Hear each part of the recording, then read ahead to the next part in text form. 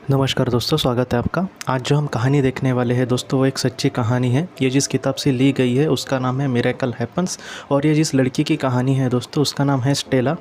Stella के जीवन में ये प्रॉब्लम थी दोस्तों कि अपने जीवन में वो अपने हिसाब से जी रही थी। उसकी वैसे मतलब फाइनेंशियल या फिर दूसरी कोई प्रॉब्लम नहीं थी। वो एक नर्स थी दोस्तों, लेकिन उसका जो बच्चा था दोस्तों वो विकलांग था। वो ठीक से नहीं मतलब समझ पाता था या फिर उसका सब कुछ करना होता था दोस्तों। मतलब एक कहते हैं ना, दिमाग से वो नहीं बढ़ रहा था और बेचारा और इसकी जो माँ थी दोस्तों, उसको ही सब कुछ उसका करना पड़ता था। वो जो बच्चा था दोस्तों, बहुत तकरीबन 5 साल तक वो चल नहीं पाया था, लेकिन 5 साल के बाद थोड़ा थोड़ा सा वो चलता था और वो ठीक से बोल भी नहीं पाता था, ठीक से सुन नहीं पाता था। तो ऐसा वो बच्चा था और स्टेला को हमेशा ही ऐसा ही लगता था कि वो बच्चा उसका सब कुछ है। मैं आपसे सच कहूँ दोस्तों, एक माँ को बच्चे से प्यार होना वो अलग बात है, लेकिन इसको तो वो अपने मतलब अपने शरीर का एक हिस्सा लगता था।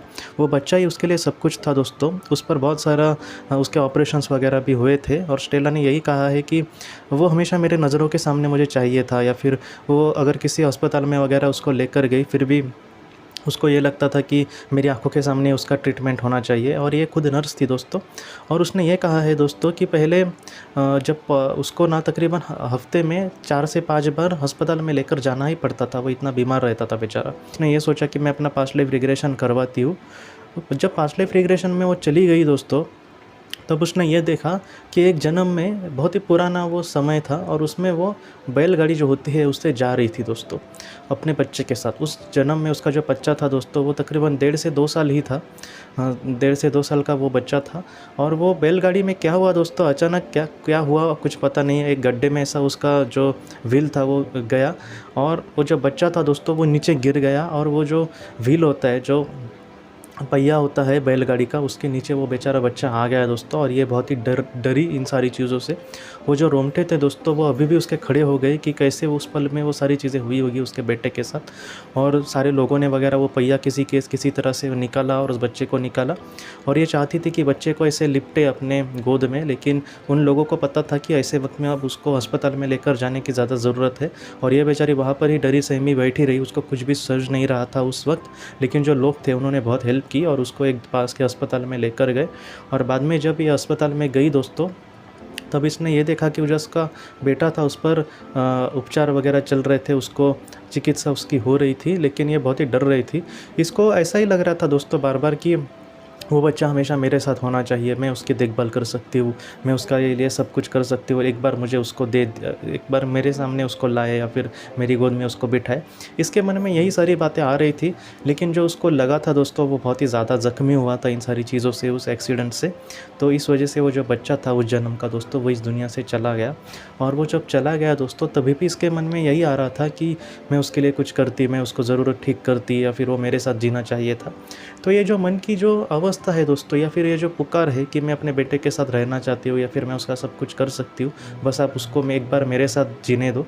तो ये जो पुकार थी, तो इस वजह से दोस्तों उसने ये देखा कि इस जन्म में जो उसका बेटा था, उसका नाम ऑस्टिन उसने कहा है, इस जन्म के बेटे का, वो जो बेटा था दोस्तों, वो अपनी माँ से कभी भी दूर नहीं हुआ। वो जो बेटा था, और इस वजह से दोस्तों इस जीवन में उसकी आत्मा ने चुनाव भी किया था कि वो इस जन्म में नर्स बनेगी। कभी कभी हमारे प्रोफेशन वगैरह जो होते हैं वो हमारी आत्मा भी तय करती है दोस्तों। तो वो जो नर्स थी दोस्तों, उसने इसलिए पेशा चुना था ताकि वो अपने बच्चे के लिए ज़्यादा से ज़्यादा कुछ कर सके। उसको अपने बच्चे के लिए कोई और नर्स की बुलाने की ज़रूरत नहीं होती थी। वो अपना ही खुद का ये सारी चीज़ें कर सकती थी अपने बेटे का। और ये जो सारी चीज़ें हो रही थी दोस्तों, वो उसने जीवन में हुआ था। अब आपके या फिर मेरे भी, मैंने ये जब कहानी पढ़ी तब मुझे भी यही सवाल आया कि एक अगर माँ अपने बेटे के साथ बहुत ही खुश रहना चाहती है, तो उसका बच्चा विकलांग ही क्यों हुआ? ऐसा आपको भी लगेगा और मुझे भी लगा।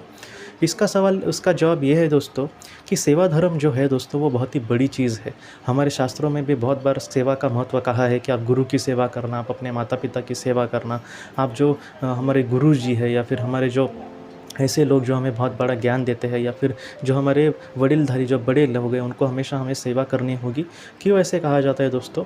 इसलिए क्यों कि जो सेवा धर्म है दोस्तों, वो इतना महत्वपूर्ण है। कभी कभी निस्वार्थ रीति से मुझे कुछ भी नहीं मिलने वाला, लेकिन फिर भी मैं दूसरे के लिए कुछ करता हूँ, इन सारी चीज़ों को बहुत ज़्यादा महत्व दिया जाता है।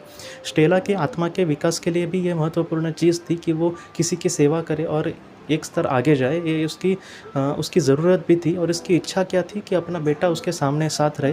तो ये उसकी ज़रूरत थी दोस्तों।